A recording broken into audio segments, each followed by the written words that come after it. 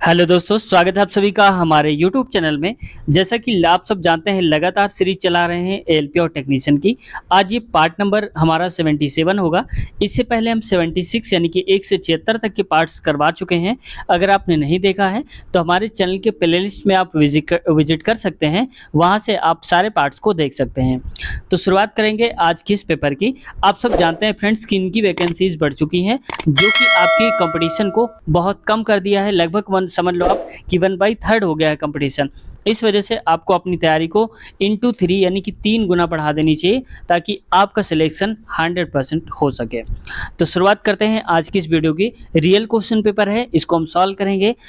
तो इससे पहले दोस्तों, अगर चैनल को सब्सक्राइब नहीं किया है तो आपसे रिक्वेस्ट है, चैनल को सब्सक्राइब कर लीजिए और बेल आइकन दबाकर हमारे चैनल से जुड़ जाइए। तो देखो, आज का पहला क्वेश्चन है और इस पे कहा जा रहा है, कथन निष्कर्ष का है, सभी मधुमक्खियां हॉर्नेट हैं। तो इसको मैं बनाता जाता हूं। तो देखो, यहाँ पर सभी जब कभी वर्ड आ जाता है तो इसका मतलब जिसके साथ सभी जुड़ा होता है। जैसे देखो, सभी मधुमक्खियां यानी कि मधुमक्खियों वाला जो गोला होगा वो अंदर रहेगा। तो मान लो कि यहाँ पर है, तो मधुमक्खियों को मैं M मान लेता हूँ और हॉर्नेट को H मान लेता हूँ।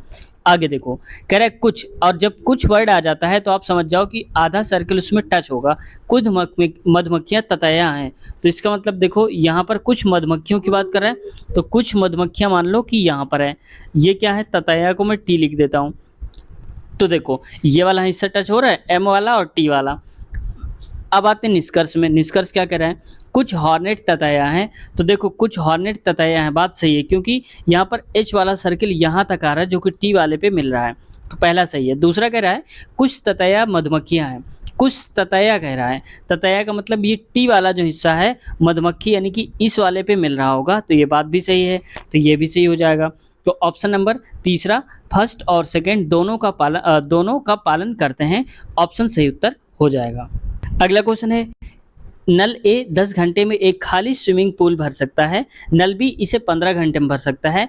दोनों नलों को एक साथ खाली पूल भरने के लिए कितना समय लगेगा? तो सिंपल है, देखो, ए है क्षमता कितनी, ये कितना टाइम लेता है 10 घंटे, और बी लेता है यहाँ पर 15 घंटे। अब 10 और 15 दोनों का एलसीएम निकालेंगे तो आएगा 30, और 10 3 30 होता है, और 15 दूनी 30 ये होता है। तो देखो, ए की क्षमता 3 हो गई और बी की क्षमता है 2। टोटल काम करना है 30, क्योंकि एलसीएम जो आता है वही हमारा काम होता है। तो 30 काम करना है। अब कह रहा है कि टोटल, तो ए भी करेगा 3 क्षमता से और बी करेगा 2 क्षमता से। तो टोटल क्षमता कितनी हो जाएगी, 3 और 2 5, यानी कि 5 से भाग दे दो। 5 एकम 5, 5 छक्का 30, यानी कि 6 घंटे हो जाएगा सही उत्तर। तो देखो, ऑप्शन नंबर सही है, इसमें दूसरा ही 6 घंटे सही जवाब है। अगला क्वेश्चन, नेक्स्ट क्वेश्चन पे देखो, इसमें है 5% पर एनम यानी कि वार्षिक की दर से 5 वर्षों के लिए निवेश किए गए 1450 पर साधारण ब्याज कितना होगा? तो सिंपल सा है, इसमें हमारे पास होता है एसआई यानी कि सिंपल इंटरेस्ट बराबर पी यानी कि प्रिंसिपल मूलधन गुणे आर रेट ऑफ इंटरेस्ट ब्याज दर, और टी मतलब टाइम समय। नीचे 100 कर दो। अब देखो, पी की वैल्यू क्या दिया है 1450, तो यहाँ लिखेंगे 1450 गुणे में आर। आर कितना है, ये 5 है, और टी कितना है, ये भी 5 है।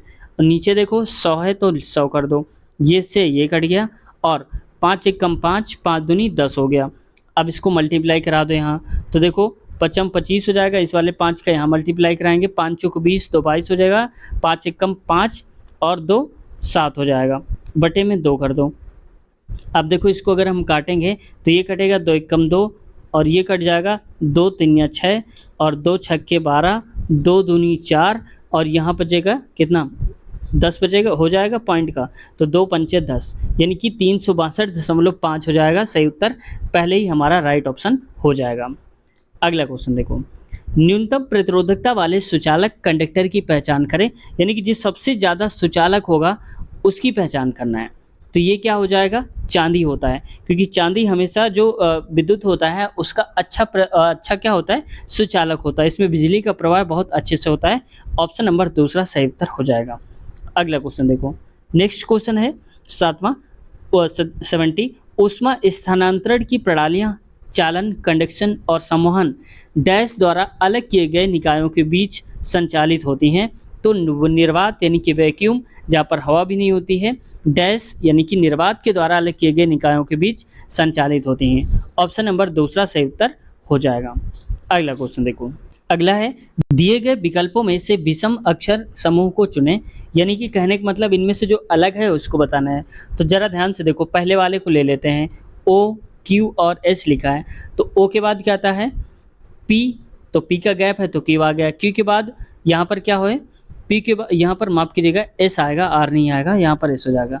क्यू के बाद आर का गैप है एस, यानी कि एक एक का गैप करके लिखा जा रहा है। दूसरे में देखो आई के बाद जे गैप है ए एक का, और के के बाद एल गैप है एम आ गया, तो मतलब ये और ये तो सेम है।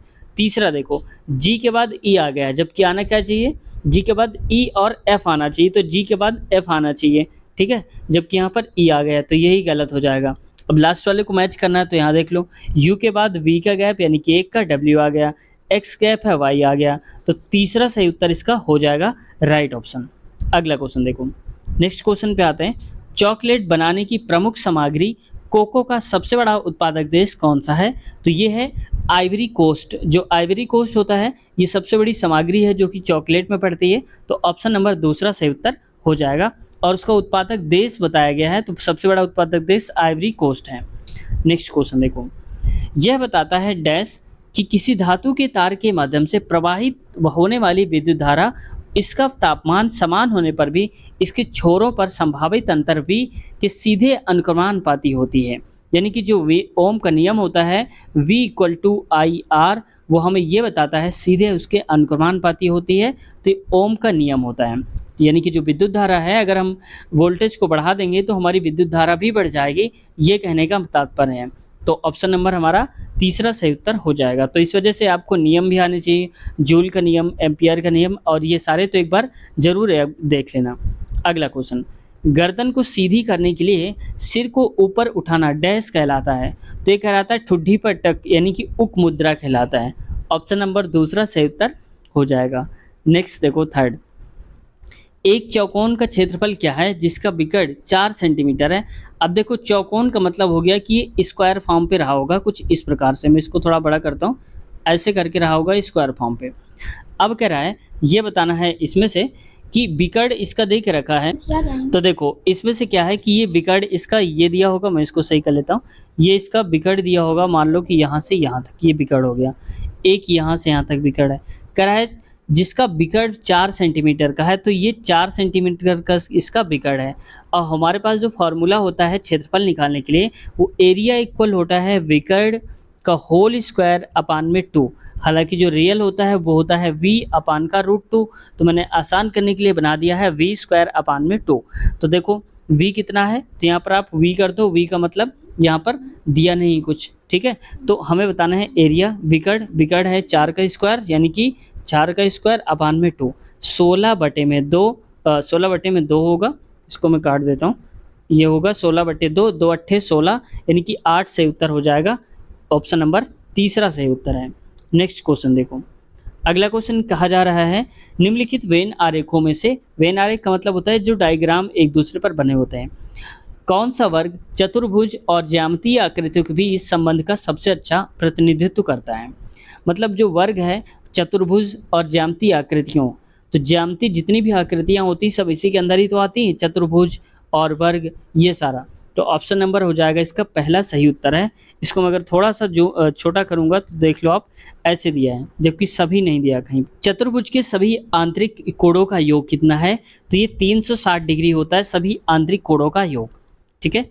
आगे देखो नेक्स्ट, फ्रांसीसी क्रांति की 100वीं वर्षगांठ मनाने के लिए एफिल टावर का निर्माण किस वर्ष हुआ था, तो ये एफिल टावर बनाया गया था 1889 ईस्वी में, और 100वीं वर्षगांठ मनाई गई थी फ्रांसीसी क्रांति के हो गए थे, तभी उसकी याद में बनाया गया था एफिल टावर, ठीक है। अब आपको ये बताना है कि एफिल टावर है कहाँ पर, किस देश में है, ये बताना है, ठीक है। अगला क्वेश्चन देखो, नेक्स्ट क्वेश्चन पे कहा जा रहा है बहुत कम समय में अचानक से किसी वीडियो या फोटो की लोकप्रियता में होने वाले अनुभव को डैश कहा जाता है, तो इसको बोलते हैं वायरल। जब कोई चीज़ वायरल हो जाती है इसका मतलब अचानक से वो फेमस हो जाती है, तो सही उत्तर है ऑप्शन नंबर दूसरा। अगला क्वेश्चन देखो, यदि चौकोन का क्षेत्रफल, देखो पिछली बार क्या दिया था विकर्ण, अब क्षेत्रफल दे के विकर्ण पूछा है वही क्वेश्चन लेकिन उसको घुमा दिया है, ठीक है। तो ये एक चौकोन का क्षेत्रफल इतना है, तो उसके विकर्ण की लंबाई बताना है। चौकोन हमने बताया था कि एरिया बराबर होता है यहाँ पर v² अपान 2, तो यहाँ पर देखो एरिया दिया है 32 और इसको इधर ले आओ तो गुणे 2 बराबर v स्क्वायर। ठीक है, 32 दूनी 64 होता है, 64 बराबर v स्क्वायर। तो v की वैल्यू क्या आ जाएगी, ये हो जाएगा रूट यहाँ लग जाएगा अंडर रूट, तो हो जाएगा 8, 8 8 64। तो v की वैल्यू जो आ जाएगी वो आ जाएगी 8 सेंटीमीटर। ऑप्शन नंबर दूसरा ही सही उत्तर है। अगला, ये तो छोड़ेंगे क्योंकि क्वेश्चन है करंट अफेयर का। अगला है बाकी से अलग आकृति को चुनें। जो सब में से अलग है उसको बताना है कौन सा इनमें से। तो ध्यान से देखो जरा, अगर आप देखोगे तीनों को मैं दिखा देता हूँ। तो यहाँ पर एक चीज़ आपको ध्यान देनी है, यहाँ पर कॉमन क्या चीज़ मिल रहा है। देखो अगर ध्यान से देखोगे तो यहाँ पर जो त्रिभुज है ये 4 हैं। देखो 1 2 3 4 और इस सर्किल की भाग 2 करे गए हैं ये, और स्क्वायर यानी कि वर्ग 1 और 2 है, वर्ग 2 हैं, त्रिभुज 4 हैं और ये हाफ हाफ करके 2 हैं।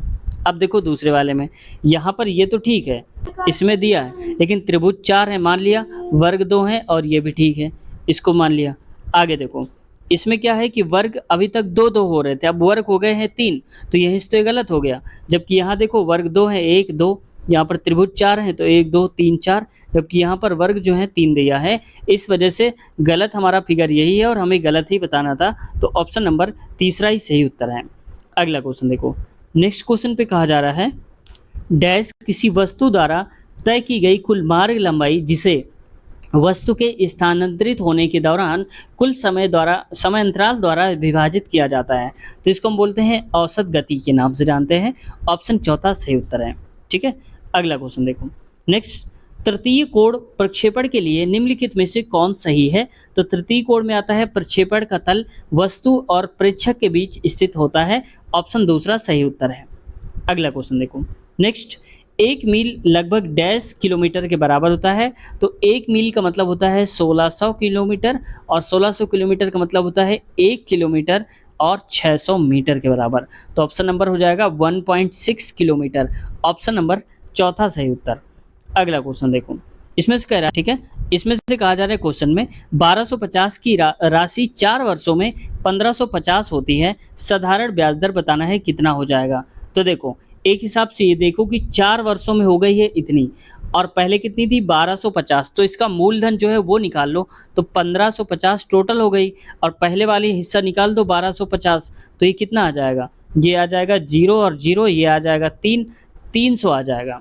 अब ये 300 क्या है, ये हमारा 300 ब्याज है जो कि 4 सालों में बन पाया है।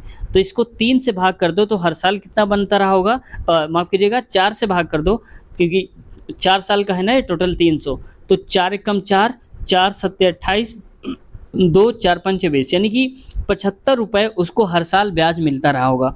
अब बताना है ब्याज की दर, तो हम कहेंगे कि हमारे पास मूलधन ये आ गया, ब्याज आ गई हर साल वाली 75 रुपये, हम 1 साल का निकालेंगे और ये वर्ष में केवल एक रखेंगे। ठीक है, तो 75 रखना है हमको। तो यहाँ पर देखो SI फार्मूला होता है P इंटू R इंटू में T और नीचे आ जाएगा 100। P की वैल्यू जो है वो है 1250 और R कितना दिया है, तो हमने बताया था कि जो R होता है वो दिया होता है जो हमें यहाँ पर पता नहीं परसेंटेज के रूप में, तो ये हमें बताना है, तो छोड़ दो उसको, R ही लिख दो। T मतलब समय 1 साल का निकालेंगे, नीचे 100 करेंगे और हमारे पास जो मूल वो आ रहा था ब्याज कितना है 75 रुपये। अब देखो यहाँ से 0 से 0 काट दो, 5 दूनी 10 होता है और 5 दूनी 10, 5 25 होता है, इतनी बार कन्फर्म हो गई। और इसके बाद देखो 25 एकम 25, 25 3 75, यानी कि अब हो जाएगा 2 गुणे में 3 बराबर में R, तो मैं इसको में लिख देता हूँ, यानी कि 2 गुणे में 3 बराबर में R, 3 दूनी 6, यानी कि R की वैल्यू आ जाएगी 6%, 6%। ऑप्शन नंबर चौथा सही उत्तर है।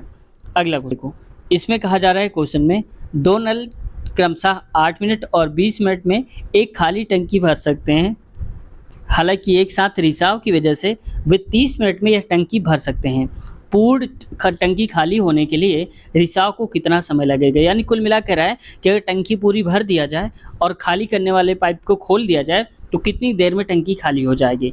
तो देखो 2 नल हैं, तो एक मान लेता हूँ, पहले वाले को ये भरता है 8 मिनट में और B भरता है 20 मिनट में, ऐसे भरता है, और रिसाव की वजह से 30 मिनट में खाली हो जाता है कि A, B और C मिलकर काम करते हैं, तो 30 मिनट में इसको खाली कर डालते हैं। अब इनका एलसीएम ले लो तो कितना आ जाएगा, तो इसका एलसीएम आ जाएगा 120। अब देखो इससे मल्टीप्लाई करेंगे तो आ जाएगा 8 एकम 8, 4 बचेगा, 8 पंच 40, 15 8 120। अब ये हो जाएगा 0 0, ये आ जाएगा 6 और 3 चौको 12 ये आ जाएगा 4। अब ध्यान से अगर आप देखोगे तो यहाँ पर देखो लिखा है 15 और 6 लिखा हुआ है। तो देखो इसको सबसे पहले ये देखते हैं, यहाँ पर 120 टोटल मैं इसको यहाँ लिख देता हूँ, 120 काम करना है और 15 6 कितना होता है, ये होता है 21। 21 में से 4 केवल बच पाता है काम, बाकी सारा हट जाता है। तो हटने का मतलब क्या है कि कितना काम कम हो जाता है, ये कम हो जाता है 17, क्योंकि 17 4 21, तो इसका मतलब खाली करने वाली क्षमता 17 है, क्योंकि इसके 15 और 6 हो जाना चाहिए था 21, लेकिन इसको मिलाने के बाद हो जाता है 4, तो इसका मतलब कम किसने किया, 17। तो यहाँ पर 17 उसने कम कर दिया, तो आ जाएगा नीचे 17। इतने मिनट में टंकी को भरेगा, क्योंकि कट नहीं रहा, इस वजह से यही आंसर हो जाएगा। तो 120/17 राइट ऑप्शन हमारा हो जाएगा। अगला क्वेश्चन देखो, नेक्स्ट क्वेश्चन पे कहा जा रहा है यदि प्लस को गुणा और ऐसे करके प्रतिनिधित्व करता है तो समीकरण का मूल मान ज्ञात करिए। तो हम देख लेते हैं, 6 लिखा हुआ है, 6 और भागे, तो भाग को हम क्या लिख रहे हैं, यहाँ पर भाग माइनस का प्रतिनिधित्व, यानी कि माइनस हो जाएगा, 8 आएगा। अब गुणा क्या है, जिसमें लिखा होगा गुणा भाग का, तो ये हो जाएगा भागे 2, और माइनस जो करता है प्रतिनिधित्व तो ये करता है माइनस वाला, इसमें लिखा है प्लस का, तो यहाँ पर आ जाएगा प्लस का और 4 आ जाएगा। ठीक है, अब देखो इससे भाग देंगे तो आ जाएगा 6 माइनस का 2 चौको 8, 4 प्लस का 4। अब इस 4 से 4 कट गया तो नीचे आएगा ऑप्शन हमारा 6, सही उत्तर ऑप्शन नंबर 4 हो जाएगा। तो दोस्तों आज की वीडियो यहीं तक रखते हैं और इसके आगे के क्वेश्चंस कवर करेंगे हम नेक्स्ट पार्ट में। अगर आप अगला पार्ट देखना चाहते हैं तो इसी वीडियो के नीचे डिस्क्रिप्शन में आपको लिंक मिल जाएगी। तो कैसी लगी वीडियो, उम्मीद है आप सबको पसंद आई होगी, और चैनल को अब तक सब्सक्राइब नहीं किया और चैनल पर नए हैं तो हमारे चैनल को सब्सक्राइब कर लीजिए और बेल आइकन दबाकर हमारे चैनल से जुड़ जाइए। मिलते हैं नए वीडियो में, अपना ख्याल रखिए, take care, bye bye. Bye bye.